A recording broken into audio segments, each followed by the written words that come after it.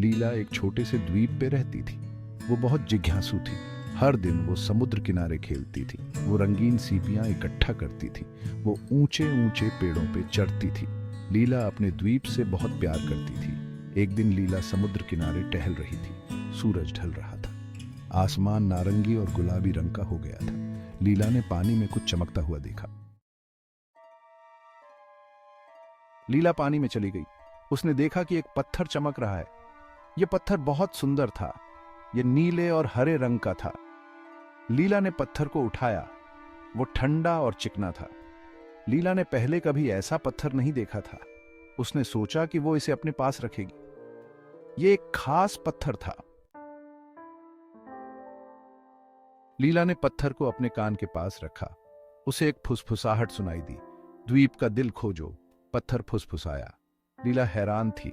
क्या पत्थर सचमुच बात कर रहा था? द्वीप का दिल? लीला ने सोचा। उसने पहले कभी इसके बारे में नहीं सुना था। लीला ने फैसला किया कि उसे इस रहस्य को सुलझाना होगा। अगली सुबह लीला जंगल में गई। वो पत्थर को अपने साथ ले गई। जंगल घना और अंधेरा था। ऊंचे ऊंचे पेड़ सूरज की किरणों को रोक रहे थे। लीला पत्थर की फुसफुसाहट सुनती रही। इस रास्ते जाओ, पत्थर ने फुसफुसाया। लीला ने पत्थर का पीछा किया। लीला एक नदी के पास पहुंची। नदी का पानी चांदी की तरह चमक रहा था। पत्थर फिर से फुसफुसाया। नदी पार करो, उसने कहा। लीला ने एक गिरा हुआ पेड़ देखा। उसने पेड़ का इस्तेमाल पुल की तरह किया। नदी के दूसरी तरफ लीला को एक सुंदर उपवन दिखाई दिया। उपवन में फूल खिले हुए थे। तितलियां इधर उधर उड़ रही थीं। उपवन के बीच में एक क्रिस्टल चमक रहा था। यह बहुत बड़ा था। पत्थर ने फुसफुसाया। यह रहा द्वीप का दिल।